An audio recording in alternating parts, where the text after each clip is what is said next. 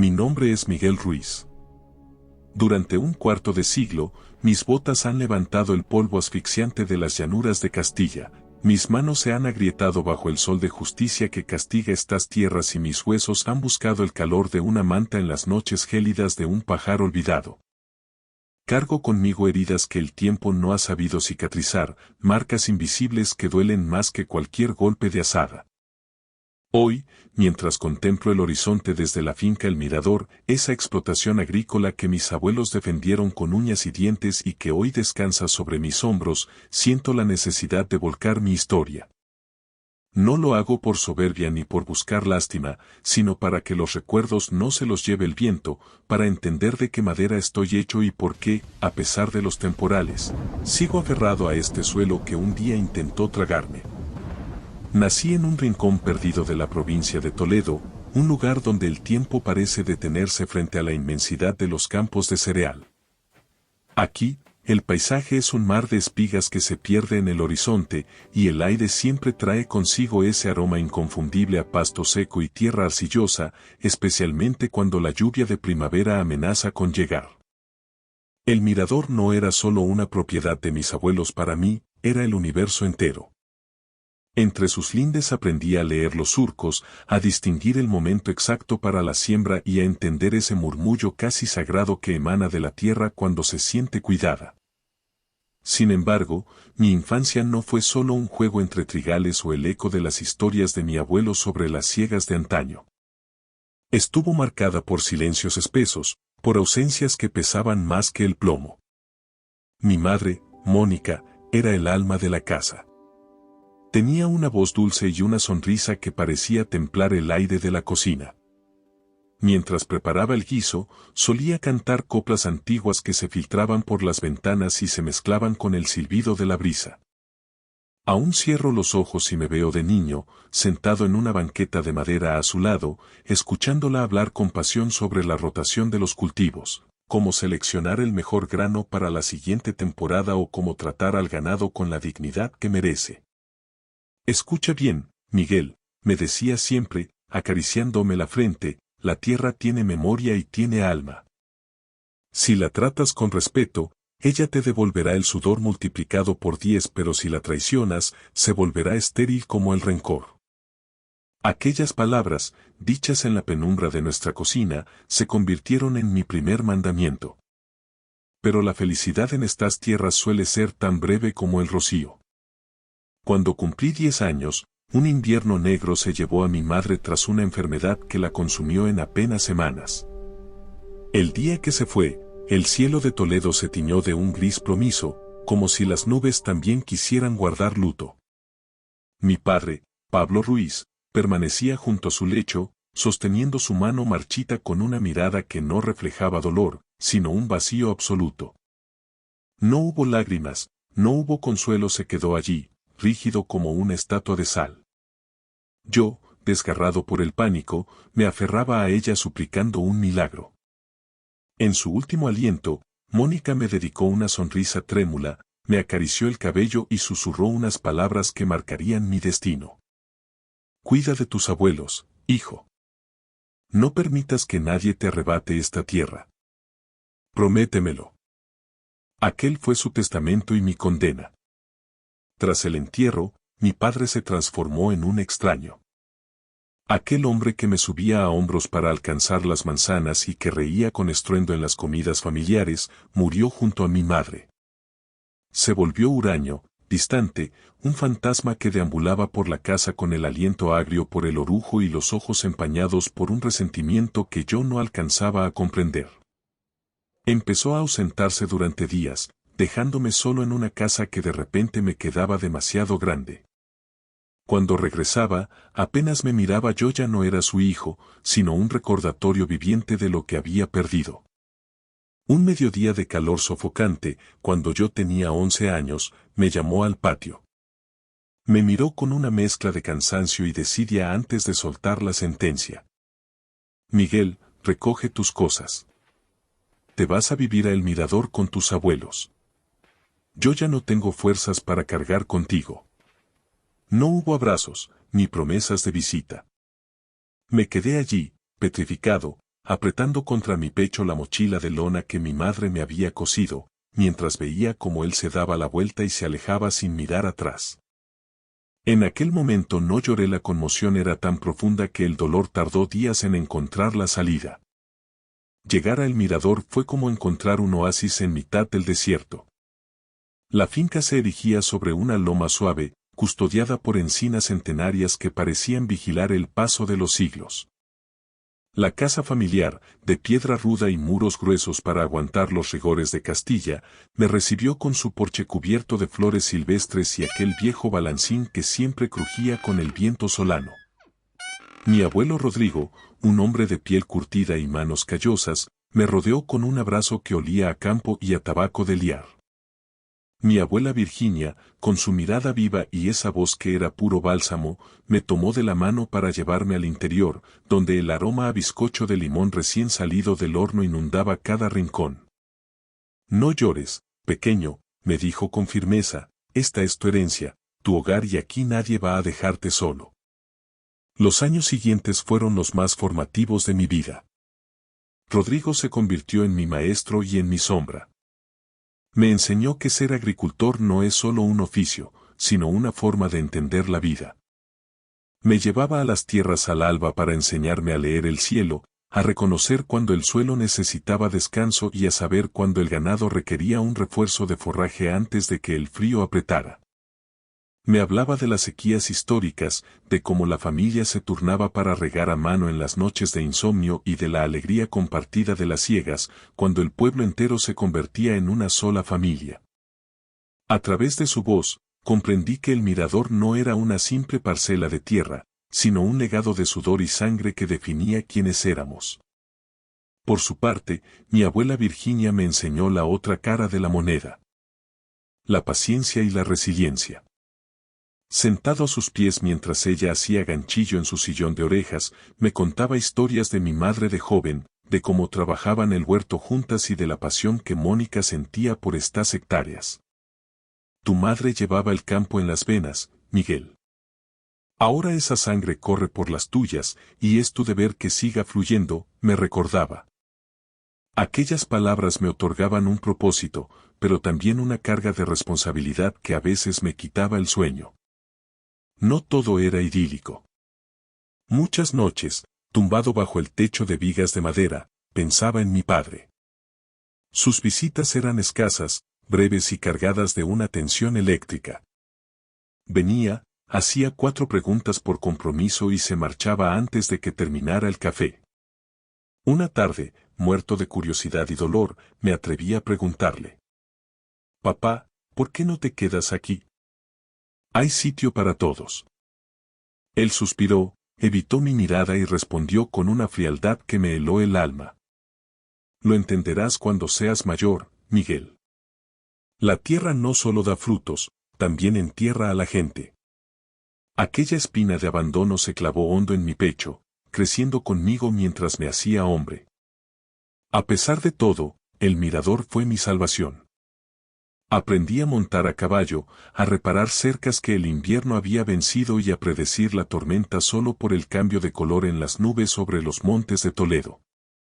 En los veranos, bajo la sombra protectora de la gran encina, bebíamos la limonada que mi abuela enfriaba en el pozo mientras veíamos morir el sol sobre los campos de alfalfa.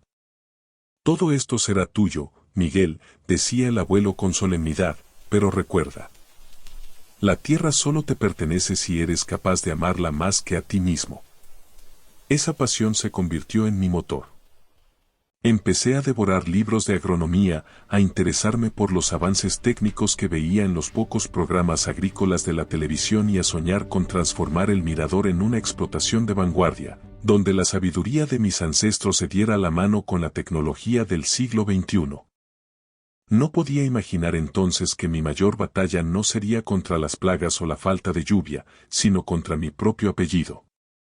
A los 15 años, ya sentía que la tormenta se estaba gestando en el horizonte, una tempestad que traería de vuelta a mi padre y con él, un torbellino de decisiones imposibles entre la lealtad familiar y la promesa sagrada que le hice a esta tierra. Pero eso es algo que el tiempo, siempre implacable, se encargaría de revelar. Por ahora, me basta con recordar el calor de aquel hogar y el susurro de mi madre, que aún hoy parece guiar mis pasos entre los surcos. Aquellos fueron mis cimientos, la memoria que me mantiene en pie frente a lo que está por venir. Los años de adolescencia que pasé bajo el ala de mis abuelos forjaron en mí un amor feroz por la tierra, una conexión casi mística con los ciclos de la cosecha y una añoranza anticipada por esos días de paz que, en el fondo de mi alma, sabía que no durarían para siempre. Durante aquel tiempo, mi deseo evolucionó. Ya no solo quería conservar la finca para que no se hundiera, aspiraba a transformarla en una explotación de vanguardia, en algo que hiciera que los nombres de Rodrigo y Virginia resonaran con orgullo en toda la comarca de la Sagra. Comprendí que para honrar el pasado debía dominar el futuro, y que eso requería una paciencia que solo se cultiva observando cómo crece el trigo. A los 16 años, mi refugio dejó de ser el campo para convertirse en el pequeño despacho al fondo de la casa, un rincón que olía a papel viejo y a cera. Allí, mis abuelos custodiaban una estantería cargada de tesoros.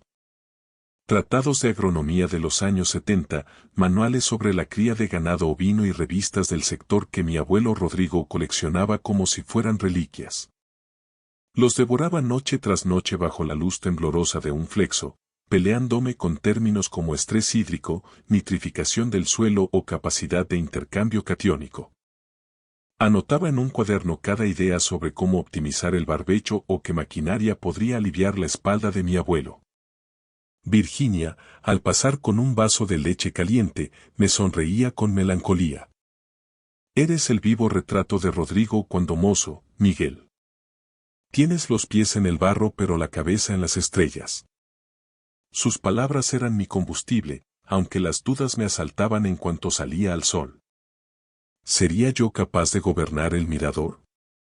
Hablamos de cientos de hectáreas de suelo arcilloso, un rebaño que no entiende de descansos y una climatología caprichosa que en Toledo puede pasar de la helada negra a la solana abrasadora en un abrir y cerrar de ojos.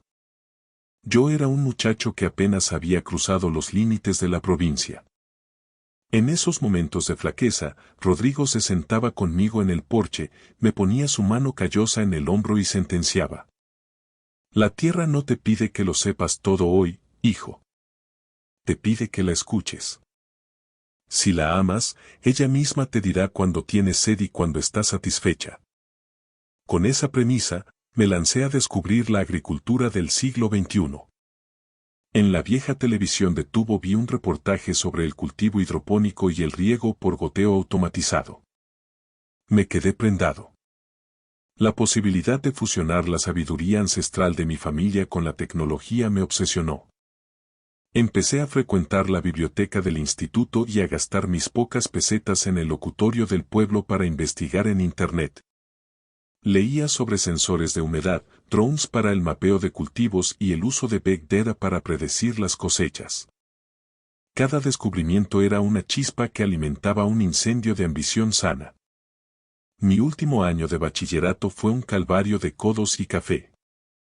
No era el estudiante más brillante en literatura, pero en ciencias y matemáticas era imbatible porque veía en cada ecuación la solución para la finca. Mis abuelos fueron mi retaguardia. Virginia repasaba mis trabajos de lengua, aunque siempre decía con un suspiro que mi madre, Mónica, habría sabido corregirlos mejor. Rodrigo, por su parte, hacía sacrificios en silencio.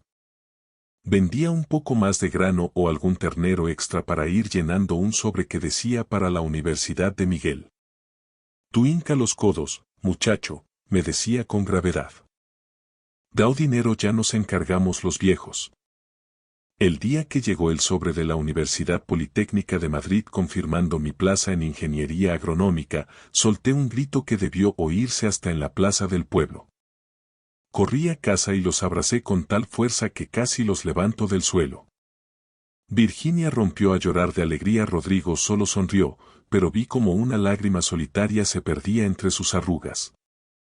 Vete, Miguel, susurró. Vete a la capital y trae de vuelta el conocimiento que nosotros nunca pudimos alcanzar. Pero el miedo me atenazaba. Madrid era un monstruo de asfalto a 70 kilómetros de Mi Paz, y yo temía no estar a la altura o, peor aún, que mi ausencia marchitara el mirador. La despedida en la estación de autobuses fue un desgarro silencioso. Mi abuela me entregó una lata de galletas de manteca y mi abuelo deslizó en mi mochila un cuaderno de hule donde había anotado, con su letra de trazo firme, los secretos del clima de la zona durante los últimos 50 años. No olvides de dónde vienes, porque si pierdes tus raíces, el viento te llevará como a la paja, fue su último consejo. Mientras el autobús enfilaba la carretera hacia Madrid, lloré sin consuelo, sintiendo sobre mis hombros el peso de 3 generaciones y la promesa que le hice a mi madre. La Politécnica fue un choque brutal. Me sentía un extraño entre hijos de terratenientes y chicos de ciudad que nunca habían visto una asada. Pero me negué a ser el paleto de Toledo. Estudiaba hasta que me ardían los ojos, centrándome en la agricultura de precisión. Me fascinaba la monitorización por satélite y las energías renovables aplicadas al riego. Cada vez que aprendía a programar un sensor, visualizaba mi finca convertida en el modelo a seguir de toda Castilla-La Mancha. Sin embargo, las sombras no me abandonaban. Mi padre, Pablo, era un eco lejano y frío. Llamaba 1 o 2 veces al año, siempre con una voz pastosa y distante, haciendo preguntas banales que denotaban su total desinterés por mi vida o por la de sus padres. La brecha entre nosotros era ya un abismo insalvable, pero en un rincón infantil de mi alma, aún deseaba que algún día me mirara con el orgullo con el que Rodrigo me miraba al partir. Todo se truncó una tarde de enero, bajo un cielo madrileño gris y hostil. Estaba en el laboratorio calculando caudales cuando el teléfono vibró. La voz de mi abuela Virginia era un hilo roto que apenas podía sostenerse. Miguel. Tu abuelo. Le ha dado un ataque al corazón. No ha llegado a la ambulancia. Sentí que el mundo se detenía. El hombre que era mi roca, mi guía y mi verdadera figura paterna se había ido. Me desplomé en el suelo del laboratorio, rodeado de probetas y cables, mientras el llanto me ahogaba. Volví a Toledo con el alma en jirones. El viaje fue un desfile de recuerdos. Rodrigo enseñándome a ordeñar, su risa ronca cuando yo tropezaba con los aperos, su olor a sol y a tierra. El funeral fue sencillo, pero el pueblo se volcó. Rodrigo era un hombre de palabra en una tierra donde eso todavía significaba algo. Frente a su ataúd, en la pequeña iglesia de piedra, juré que su esfuerzo no caería en saco roto. Días después, Virginia me pidió que nos sentáramos en el salón. Con las manos temblorosas, sacó una caja de caudales y me entregó un documento oficial. El testamento. Al leerlo, el corazón me dio un vuelco. Rodrigo había dispuesto de su herencia con una claridad meridiana. La finca El Mirador, los derechos de la PAC, el ganado y cada metro cuadrado de tierra pasaban a ser de mi propiedad absoluta. Había dejado a mi padre solo la legítima estricta, lo mínimo que obliga a la ley española, alegando su desapego y falta de cuidado hacia la explotación. Toda la responsabilidad recaía sobre un joven de 19 años. ¿Por qué, abuela? Pregunté con la voz quebrada. ¿Por qué saltarse a mi padre? Porque tú eres el que tiene la tierra en el corazón, Miguel. Tu padre hace mucho que vendió su alma a otros demonios. Rodrigo sabía que en tus manos el mirador seguiría vivo. En las suyas, sería solo dinero para malgastar. Pero la noticia del testamento fue la mecha de una bomba. Pablo apareció en la finca 3 días después. Bajó de su furgoneta dando un portazo, con el rostro desencajado y el tufo a alcohol precediéndole. «Esto es un robo», gritó, estampando la copia del testamento contra la mesa de la cocina. ¿Cómo se le ocurre a ese viejo dejarle todo a un niñato que ni siquiera se ha afeitado todavía? Yo soy el heredero legítimo. El miedo me paralizó, pero Virginia se levantó con una dignidad que me dejó sin aliento. Tú abandonaste esta casa y a tu hijo, Pablo. Tu padre te dio 1000 oportunidades y las tiraste todas por la borda. El mirador no se toca. Mi padre me clavó una mirada cargada de un odio puro, un resentimiento que parecía haber estado macerando durante años. Te crees muy listo con tus libros de Madrid, ¿verdad, Miguelito? Me espetó, señalándome con un dedo tembloroso. ¿Crees que puedes quedarte con lo que es mío por derecho de sangre? Pero te advierto una cosa. Voy a impugnar este papel hasta que te quedes sin una peseta. Esta tierra me pertenece y no voy a parar hasta que te vea suplicando en la calle. Se dio la vuelta y se marchó dejando una nube de polvo y una amenaza que pesaba más que cualquier tormenta que hubiera azotado Castilla. Me quedé allí, mirando mis manos, preguntándome si realmente era lo suficientemente fuerte para defender el legado de mis abuelos frente a mi propia sangre. Tras el entierro de mi abuelo Rodrigo, la vida en el Mirador se convirtió en un ejercicio de resistencia. El duelo pesaba en el aire tanto como el polvo en los días de siega, pero no había tiempo para las lágrimas. El ganado seguía teniendo hambre y los campos no entendían de tristezas. Mi padre desapareció de escena durante un par de años, un respiro que aproveché para volcarme en los libros en Madrid. Pasaba la semana entre aulas y laboratorios, y cada viernes, sin falta, tomaba el autobús a Toledo para ponerme el mono de trabajo y deslomarme ayudando a la abuela Virginia. El agotamiento era crónico, pero la promesa que le hice a Rodrigo y el temor a que la finca decayera me servían de puntal. Sin embargo, la tregua terminó de forma abrupta. 2 años después, la tempestad regresó con un rostro que no esperaba. Pablo, mi padre, volvió a cruzar la cancela de la finca, pero esta vez traía escolta. Lo acompañaba una mujer llamada Lucía, que apenas superaba los 20 años y cuya mirada, afilada y ambiciosa, escaneaba la propiedad como quien taza un botín. Miguel, Lucía y yo nos hemos casado por lo civil, anunció mi padre con una frialdad que me revolvió las entrañas. Y como ahora somos un matrimonio legal, vamos a instalarnos en la casa principal. Es mi derecho como hijo y como esposo. Se me formó un nudo en la garganta. Mi abuela Virginia, cuya salud se marchitaba por momentos, intentó balbucear una protesta, pero mi padre la cortó en seco esgrimiendo el derecho de habitación y otros tecnicismos legales sobre el uso de la vivienda familiar. Por no martirizar más a mi abuela y evitar que su corazón fallara de nuevo por un disgusto, cometí el error de mi vida. Bajé la cabeza y les dejé entrar. Lucía no tardó ni una semana en desplegar su verdadera naturaleza. No tenía el menor respeto por los ciclos del campo ni por la historia que guardaban aquellos muros de piedra. Para ella, el Mirador no era un legado, sino un activo inmobiliario que estaba infrautilizado. No dejaba de susurrarle al oído a mi padre planes que me hacían hervir la sangre. Pablo, esto es un desperdicio de terreno. Si logramos una recalificación de suelo, podríamos parcelar la zona de las encinas y construir una urbanización de chalets de lujo. El pueblo está creciendo y Madrid está a un paso. Sería una mina de oro, podríamos dejar este lodazal y vivir como señores en la capital. Yo me mantuve como un muro de contención. Como heredero universal de la nuda propiedad, según el testamento de mi abuelo, ninguna segregación de fincas ni venta podía realizarse sin mi consentimiento y firma. Aquello enfureció a Lucía, que inició una campaña de acoso y derribo. Empezó a quejarse de todo. Del olor a estiércol, del rugido de los tractores al amanecer y, sobre todo, de mi presencia. La tensión alcanzó su cenit cuando anunció que estaba embarazada.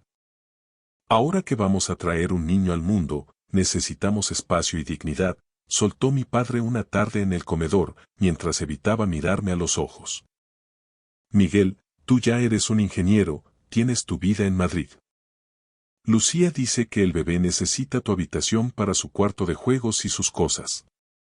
Tienes que desalojar la casa de inmediato. Me quedé de piedra. Mi propio padre me desahuciaba de la casa donde nací, la casa que mi abuelo me confió para proteger la estirpe. Miré a la abuela Virginia, estaba hundida en su sillón, con el rostro surcado por lágrimas silenciosas, amordazada por el miedo a las represalias de Pablo. Esta es mi casa, padre, respondí, intentando que no me temblara la voz. El abuelo Rodrigo me nombró heredero para que velara por la tierra y por la abuela. No voy a marcharme. Lucía saltó de la silla como si la hubieran pinchado, fingiendo un ataque de nervios de manual. ¿Lo ves, Pablo? Tu hijo es un egoísta, nos odia y desprecia a su futuro hermano. No puedo criar a un hijo bajo el mismo techo que este energúmeno. Mi padre, completamente anulado por la voluntad de su mujer, se levantó gritando. Fuera de aquí. Si tanto quieres la finca, vete a dormir con las bestias al pajar, pero no quiero volver a ver tu cara en esta casa. Y así, en un acto de humillación que aún hoy me escuece, terminé instalándome en el viejo cobertizo de herramientas, junto al establo. Acondicioné un rincón entre aperos y sacos de simiente. No había calefacción, solo una vieja estufa de butano que apenas templaba el aire, y el frío del suelo de piedra se me calaba hasta los huesos en las noches de invierno toledano. Pero desde allí, en la penumbra, podía vigilar mis cultivos y, lo más importante, colarme en la casa principal para cuidar a mi abuela cuando ellos salían al pueblo a malgastar el poco dinero que quedaba. Los meses pasaron como una pesadilla. Nació Hugo, el niño, y Lucía lo utilizó como un escudo humano para sus demandas. Exigió vender el ganado alegando que las moscas eran un foco de infección para el bebé. Presionaba a mi padre para que abandonara el mantenimiento de los cereales, queriendo demostrar que la explotación era deficitaria y que la única salida era la venta. Mi padre, abandonado al alcohol y a la desidia, dejó de trabajar. Se pasaba las horas discutiendo con los pocos jornaleros que aún nos guardaban lealtad, mientras las deudas empezaban a asomar por debajo de la puerta. El punto de no retorno llegó cuando recibí un soplo de un antiguo compañero de estudios que trabajaba en una notaría de Toledo. Habían intentado presentar un documento de compraventa de la parcela norte, la más valiosa por su acceso al pozo y al regadío, con una firma que pretendía ser la mía. Habían intentado falsificar mi identidad para trocear la herencia de mi abuelo. Fue entonces cuando comprendí que la paciencia se había agotado. Si seguía siendo un observador pasivo, el mirador moriría bajo el asfalto y la codicia. Me puse en contacto con un abogado de la Unión de Pequeños Agricultores, experto en derecho agrario y sucesiones. Miguel, la ley está de tu parte por el testamento, me advirtió con gravedad, pero ellos están dentro de la casa y hay un menor de edad por medio. Va a ser un proceso judicial largo, costoso y, sobre todo, va a ser una guerra fratricida que te va a destrozar por dentro. ¿Estás seguro? Apreté los puños, sintiendo el aroma de la tierra arcillosa que entraba por la rendija del pajar. Pensé en la sonrisa de mi madre, en las manos callosas de Rodrigo y en la dignidad herida de Virginia. Estoy seguro, sentencié. Por mi sangre y por mi tierra, no voy a dejar que destruyan lo que 3 generaciones tardaron un siglo en levantar. Que empiece la batalla. La atmósfera en la finca El Mirador se volvió irrespirable, una guerra de guerrillas donde el odio sustituyó al respeto.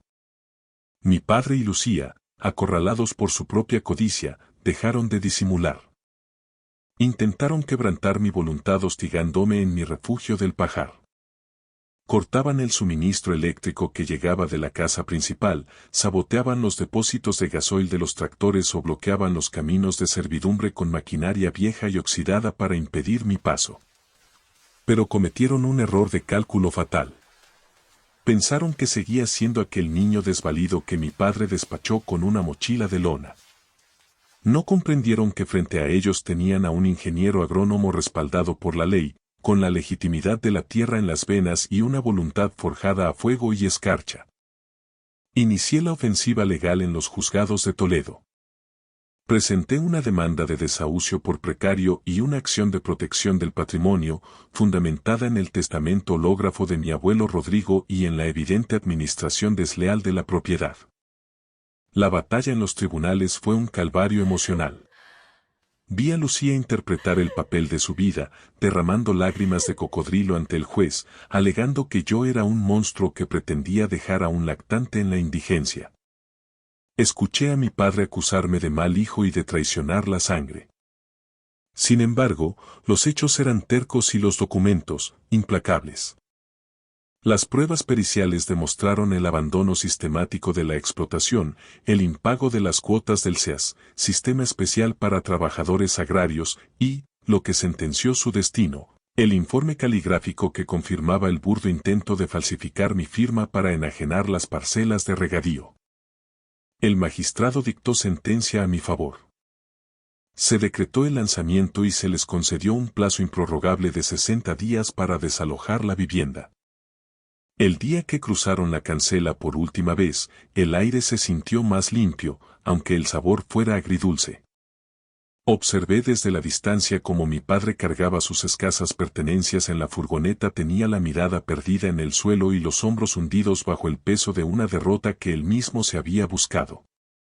Lucía, fiel a su estilo, no dejó de lanzar improperios y maldiciones contra los muros de piedra, como si la casa tuviera la culpa de su fracaso. No sentí el triunfo que esperaba, solo una punzada de compasión por aquel hombre que un día fue mi héroe y terminó siendo un extraño. Cuando el motor de la furgoneta se perdió tras la loma, el mirador soltó un suspiro de alivio que resonó en cada encina. Lamentablemente, la victoria llegó con un vacío irreparable. Mi abuela Virginia no alcanzó a ver el sol de la justicia. Falleció apenas unas semanas antes del fallo judicial, en aquella modesta habitación del establo que habíamos transformado en su último baluarte de dignidad. Se fue en silencio, apretando mi mano con sus dedos armentosos, mientras el viento solano golpeaba las vigas. Haz que estas tierras vuelvan a cantar, Miguel. Hazlo por el abuelo, por tu madre. Y por ti, susurró antes de que su luz se apagara. Con el control absoluto de la finca, inicié la reconstrucción.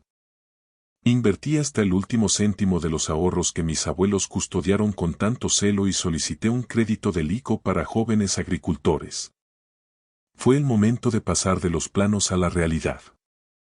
Implementé el riego por goteo con telemetría que había diseñado en la Politécnica, levanté invernaderos de alta tecnología con control de clima y recuperé el ganado, pero esta vez apostando por la excelencia. Una cabaña de producción ecológica certificada, destinada a los mercados más exigentes de Madrid. Los años siguientes fueron un testamento de esfuerzo. Trabajé de sol a sol, de cosecha en cosecha, sin distinguir domingos de festivos. Cada gota de sudor sobre la tierra arcillosa, cada madrugada analizando mapas de rendimiento y niveles de nitrógeno, era un ladrillo más en la promesa cumplida. El mirador dejó de ser una herencia en ruinas para transformarse en la explotación modelo de toda Castilla-La Mancha, un faro de modernidad que respetaba, por encima de todo, la tradición. Una tarde de este último otoño, con el sol poniente bañando los campos de cereal en un oro líquido y profundo, me detuve en el centro de la finca. Contemplé la exuberancia de los cultivos, el brillo especular de los invernaderos y el murmullo rítmico de los aspersores fundiéndose con el mugido de las vacas en el valle. Cerré los ojos y, por primera vez en 25 años, sentí una paz absoluta. La brisa traía ese aroma a tierra roja y tomillo, y por un instante, pude sentir la presencia de Mónica, de Rodrigo y de Virginia, como si sus sombras caminaran a mi lado, sonriendo ante la obra terminada. Supe hace poco que mi padre vive en un pequeño piso de alquiler en la ciudad, consumido por la soledad después de que Lucía lo abandonara en cuanto se agotó la última moneda que pudo sacarle. No sé si el tiempo me otorgará la generosidad de perdonarlo, pero he decidido que su sombra no oscurecerá más mi camino. Me quedé allí, solo ante la inmensidad de mi destino, y susurré al viento. Lo hemos conseguido, abuelo. La tierra sigue siendo nuestra. Mientras el sol se ocultaba tras los montes de Toledo, comprendí que, pasara lo que pasara, este era mi sitio. Mi refugio. Mi hogar. Mi legado eterno. Gracias por escuchar mi historia hasta el final. Si resonó contigo, dale like, escribe en los comentarios qué fue lo que más te tocó y no olvides decir de dónde eres. Suscríbete al canal, vienen muchas más historias.